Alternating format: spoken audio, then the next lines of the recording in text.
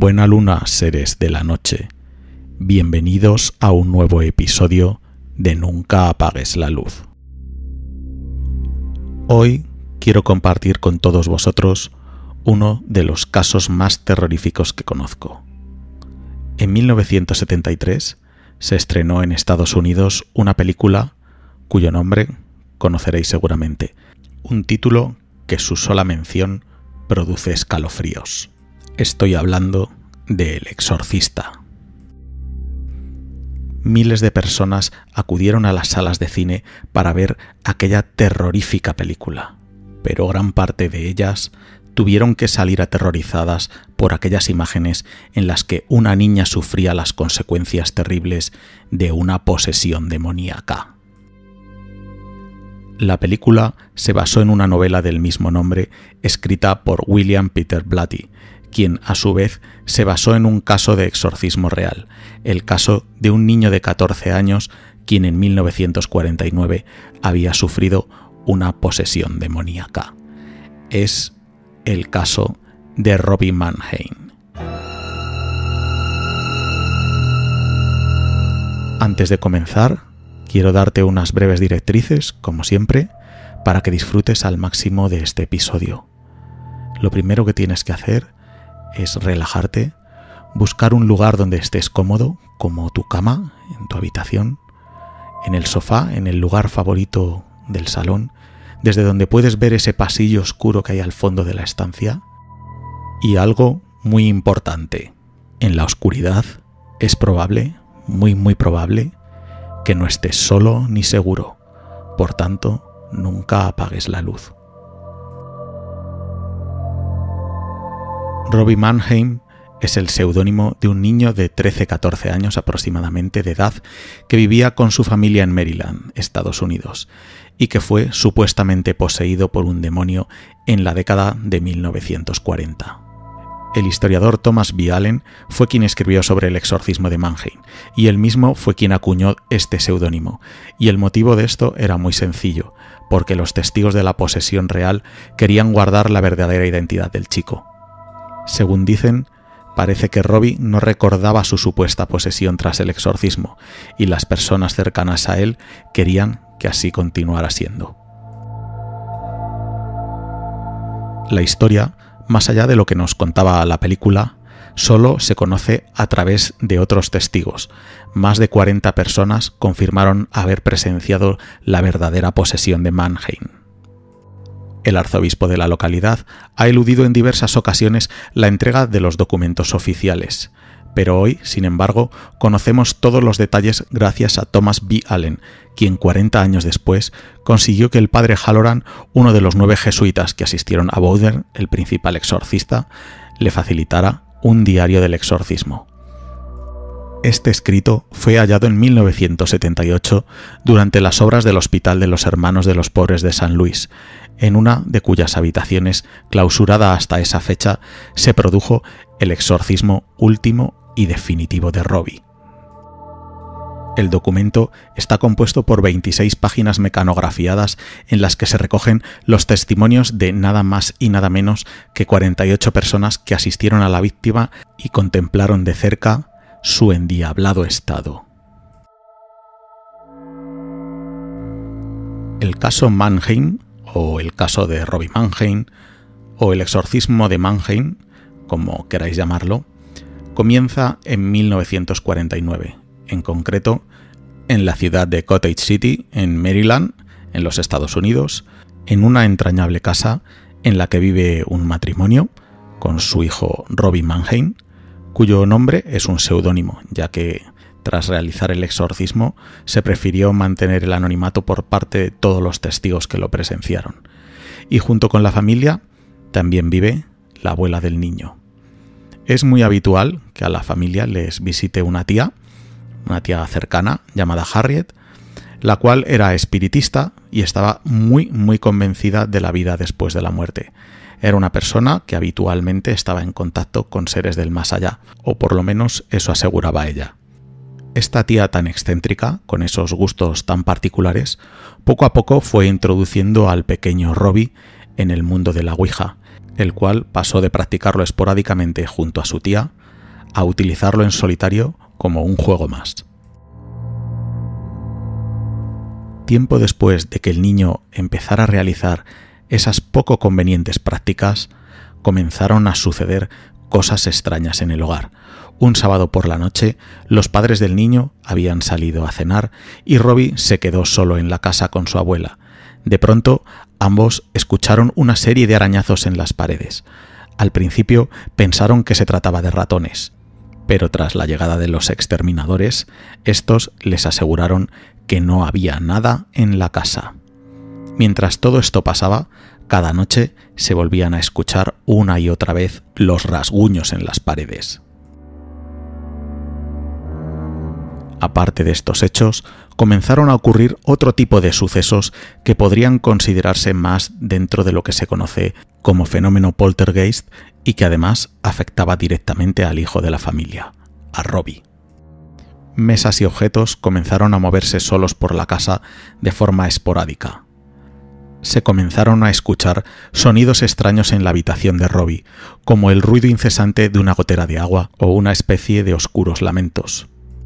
Los arañazos, que habían comenzado en la casa como una primera sintomatología, se tornaron en zarpazos, como garras arañando la madera, y continuaron así durante 11 días seguidos. Los fenómenos continuaron produciéndose.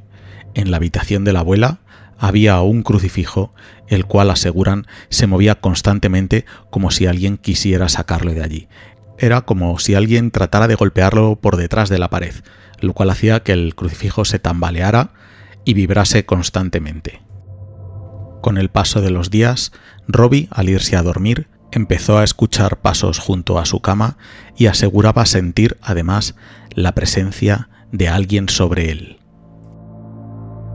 Durante el día empezaron a verse volar objetos por todas las habitaciones. Y esto era algo que no solo podía ver Robbie, sino que está demostrado que los parientes que acudían a visitar a la familia podían ver girar vertiginosamente las sillas en las que Robbie se sentaba.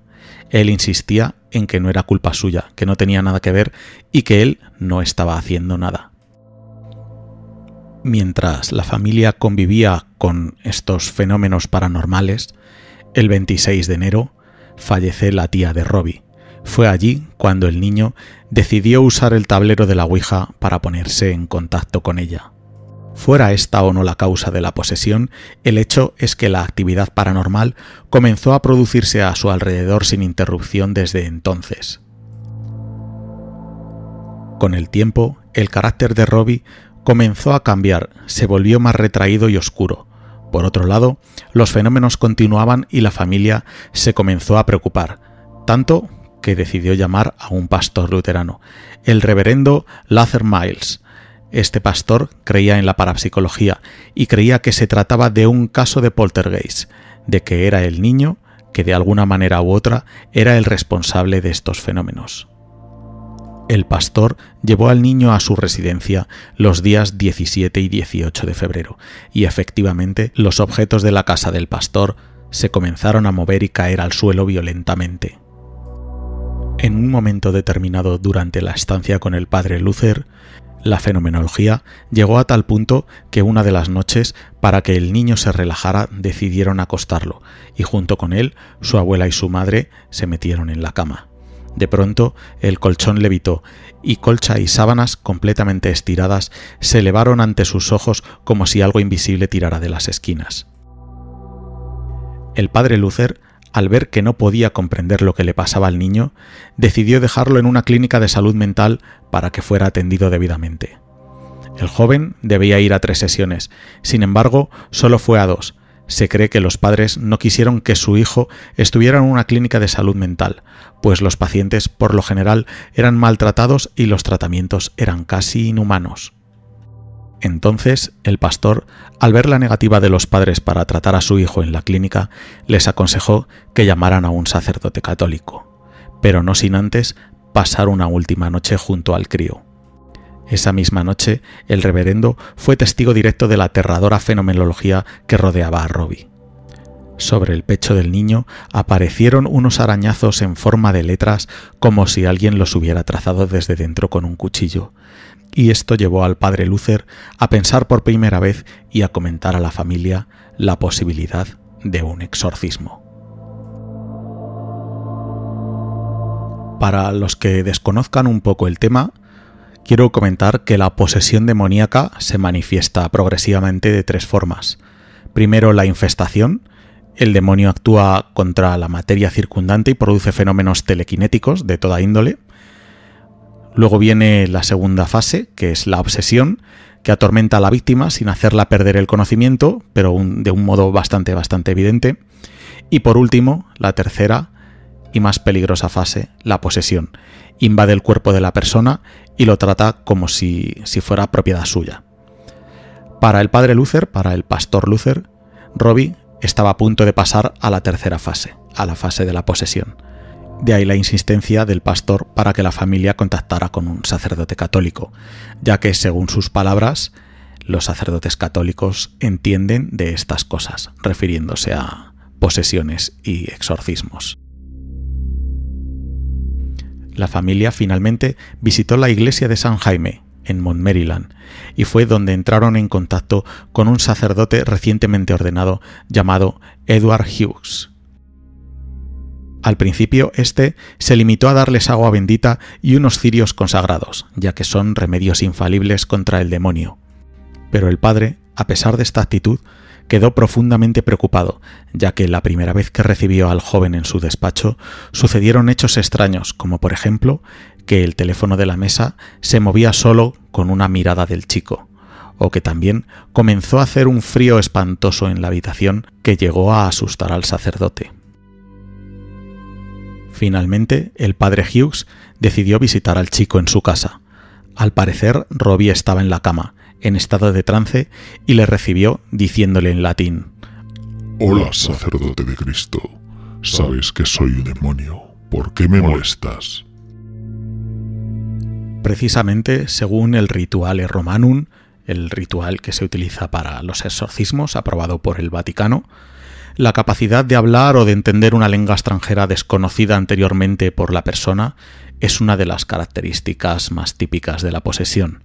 Sobre todo si va unida a una exhibición de fuerza sobrehumana, el conocimiento de hechos ocultos o hechos futuros, o una profunda aversión hacia lo sagrado, que es manifiesta incluso hacia medallas, cruces o reliquias ocultas. Tras asistir a este encuentro, el sacerdote entonces no tuvo dudas de que Robbie sufría una posesión demoníaca. Se dice que el padre comunicó sobre este caso al arzobispo para que contactara con un sacerdote especializado en este tema, pero el arzobispo le pidió que se hiciera el cargo. Hughes, entonces, no lo dudó ni un momento. Tal y como indica el ritual, solicitó permiso para practicar un exorcismo al arzobispo de Washington, quien incomprensiblemente se lo concedió. El Rituale Romanum, para llevar a cabo un exorcismo, indica expresamente que el sacerdote designado para hacer el exorcismo, además de distinguirse por su piedad, prudencia y vida íntegra, debe ser inmune a cualquier ansia de engrandecimiento personal, y no confiar en su poder, sino en el divino, así como de edad madura y reverenciado no solo por su cargo, sino por sus cualidades morales. Características todas ellas que Hughes, a sus 29 años de edad, no había tenido tiempo de reunir. Tampoco siguió el joven párroco otra instrucción del ritual, que era recurrir a un estudio profundo del asunto, examinando los autores aprobados y los casos producidos. Quizá, por todo ello, aunque realizó una confesión general, ofreció misa y oraciones especiales e incluso ayunó, el exorcismo resultó trágico. A finales de febrero, Robbie fue ingresado en el Georgetown Hospital, dirigido por jesuitas y atendido por monjas, que guardaron el más absoluto secreto sobre el exorcismo. Fue atado con correas a una cama y permaneció tumbado con los ojos cerrados, aparentemente tranquilo. Al entrar el padre Hughes en la habitación, ataviado con un birrete negro, estola púrpura al cuello y con un reluciente aspersor de agua bendita, Robbie despertó y con voz perentoria le ordenó quitarse la cruz que llevaba oculta. Asimismo, se dice que empezó a proferir juramentos en lengua semítica y aramea, y en su pecho comenzaron a aparecer nuevamente arañazos en forma de palabras de difícil comprensión. Hughes se arrodilló junto a la cama con el ritual en las manos, recitó la letanía de los santos en latín y luego el Padre Nuestro, con el que comienzan las oraciones propias del exorcismo. Pero al decir el Padre, mas líbranos del mal, Robbie logró desasir una de sus manos y aflojar una pieza de la cama. La monja y el auxiliar presentes oyeron de pronto un alarido de Hughes. Robbie había rajado el brazo izquierdo del sacerdote desde el hombro hasta la muñeca. Se comenta que para cerrar esa herida fueron necesarios más de 100 puntos. El exorcismo, evidentemente, no prosiguió. Hughes sufrió una crisis nerviosa y abandonó la localidad durante un tiempo. Las murmuraciones de los vecinos, la desesperación o el hecho de que el cuerpo de Robbie empezara a actuar como un tablero Ouija formando palabras a base de arañazos fueron el detonante para que sus padres se trasladaran a San Luis, donde tenían parientes. Allí la familia pidió consejo al padre Bishop, profesor de teología. Bishop habló con sus superiores y parece que la comunidad jesuita se hizo cargo del asunto. El 9 de marzo, visitó por primera vez a los Mannheim, les interrogó sobre lo sucedido y realizó aspersiones con agua bendita por toda la casa, especialmente en el dormitorio de Robbie, donde además practicó un exorcismo simple y colocó una reliquia de Santa Margarita sobre la almohada. Todo fue inútil. La reliquia salió disparada y rompió un espejo, y el propio Bishop presenció el frenético movimiento de la cama de Robbie y los arañazos que aparecieron en su cuerpo. Al día siguiente, el padre Bishop fue a hablar con el padre William S. Bowden, el famoso padre Merrin de la película El Exorcista.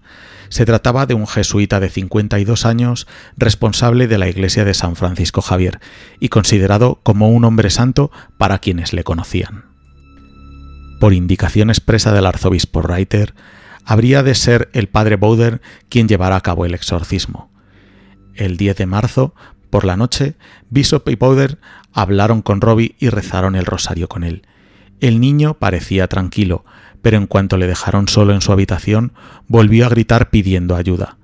Poco después, mostraba 2 arañazos en forma de cruz en sus antebrazos, algo que no dejó de extrañar a los jesuitas, que en secreto habían llevado una reliquia del antebrazo de San Francisco Javier.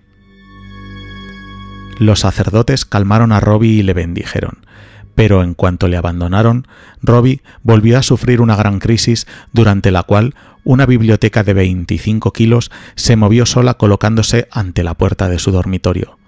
Su madre logró introducirse por una rendija en la habitación a tiempo de ver cómo el crucifijo y las reliquias que los sacerdotes le habían puesto se deslizaban solas por su cuerpo hasta quedar a los pies de la cama. Los muebles habían cambiado de sitio por sí mismos. El niño se retorcía de dolor debido a los arañazos y las sacudidas del colchón eran frenéticas. El espectáculo era realmente atroz. Días más tarde, tras haber ayunado, celebrado misa y hecho su confesión general, el 16 de marzo por la noche, el padre Bowden inició el exorcismo que debería de prolongarse en sucesivas sesiones hasta el 18 de abril. Comenzó el exorcismo pidiendo al niño que hiciera un examen de conciencia.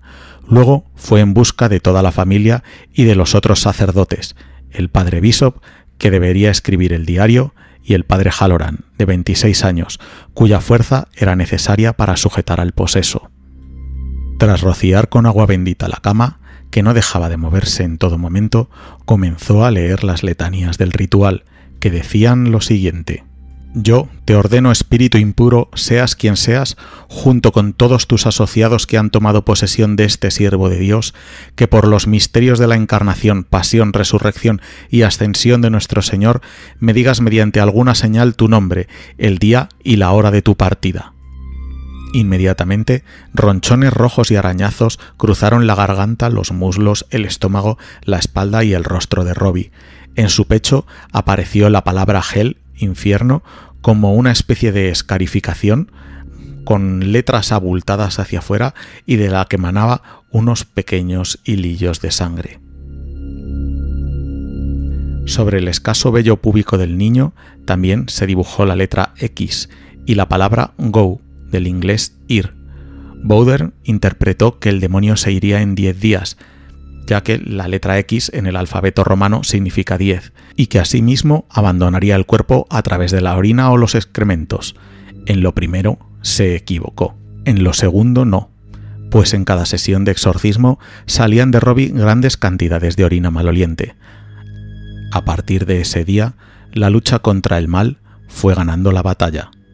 Durante otra sesión, al preguntar al demonio su nombre, se dibujó con arañazos sobre el pecho de Robbie la palabra spite, rencor.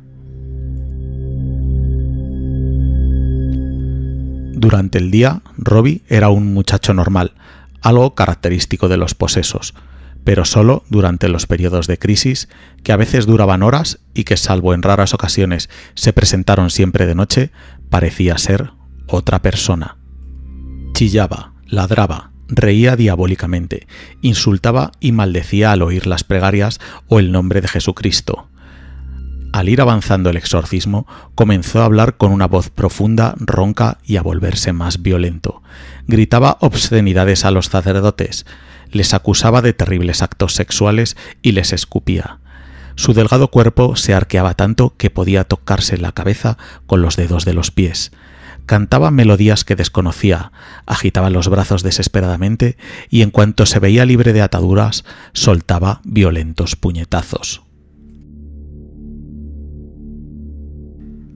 En un intento de reducir el poder del demonio, el padre Bowden decidió bautizar a Robbie Mannheim, que era luterano, para acogerlo dentro de la Iglesia Católica, además de que el bautismo era otra forma de exorcizar. Sin embargo, tras recibir este sacramento, Robbie se volvió más agresivo. La voz del demonio salía con más frecuencia durante las crisis. Hablaba con más autoridad y profería más obscenidades. Su rostro adquiría expresiones diabólicas y sus uñas extraordinariamente largas arañaban su pecho. Conforme avanzaba la batalla, a los periodos de crisis se sucedían estados de calma en los que el chico proyectaba una aura siniestra que los exorcistas llaman el roce de Satanás. En cierta ocasión estuvo 4 días muy tranquilo, pero era solo una treta del maligno que, a veces, deja el cuerpo libre de molestias para hacer creer que ha sido expulsado según el ritual. Finalmente, tras pasar por un verdadero calvario, durante el cual estuvo alojado en la rectoría de la iglesia de San Javier, Robbie regresó de nuevo a Maryland y volvió de nuevo a San Luis. El niño fue ingresado a principios de abril en el Hospital de los Hermanos de los Pobres, y allí continuaría el ritual. El día 18 de ese mes, el padre Bowden, consumido por el prolongado ayuno y la vigilia, se enfrentó a la que sería la última batalla. A lo largo de todo el proceso, el padre Bowden tuvo en mente algo que Satanás había dicho al principio. No me iré hasta que se pronuncie cierta palabra, y no permitiré que este niño la diga. El padre Bowden abrigaba esperanzas de que durante la Semana Santa nuestro Señor liberaría a Robbie el día de su gloriosa resurrección. El sábado santo, el hermano Cornelio hizo que trajeran una estatua de San Miguel abatiendo al dragón y la hizo colocar en la habitación de Robbie, justo en un rincón. El domingo de Pascua transcurrió sin incidente alguno. Sin embargo, a la mañana siguiente ocurrió algo verdaderamente extraordinario. Robbie despertó furioso y la misma voz grosera se burlaba de los sacerdotes. Tiene que decir una palabra más. Nada más una palabrita. Digo, una palabra grandota. Pero nunca la dirá. Siempre estoy en él. Puede que no siempre tenga mucho poder, pero estoy en él. Jamás dirá esa palabra. Cada vez que el espíritu maligno se manifestaba en Robbie, causaba en él lo que parecían ser convulsiones.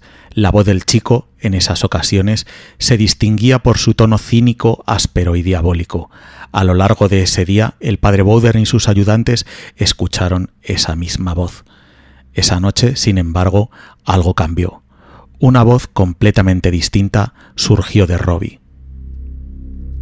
A las 10:45 de la noche, Robbie se calmó y cayó en un trance como era habitual.